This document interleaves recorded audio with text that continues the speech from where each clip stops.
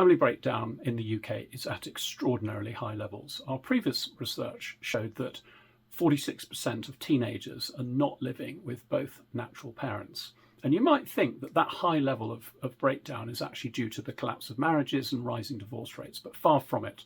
Our latest research, based on data from the Office for National Statistics, which we had specially commissioned, shows that today's couples on current rates can expect a divorce at a rate of about 35%. And that's the level that we haven't seen since way back in 1970. In the middle, divorce rates rose through the 70s and 80s, peaking in the year 1986. Couples who married in that year, coincidentally the year in which I got married, had the highest divorce rates, 44%, and most of those, of course, have already happened. But today's couples should expect a divorce at a rate of about 35%. So what's causing this fall in divorce? Well, we divide up divorces as to whether they're granted to husbands or wives. So only one person applies for the divorce.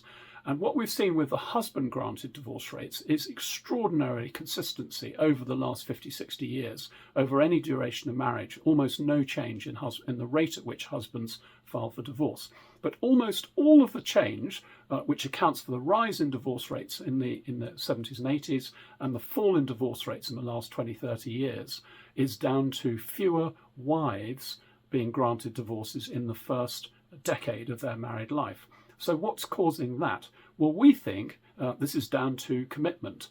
We think that less social pressure to get married means that the men who are getting married today are more committed than they have been since way back in the 1970s.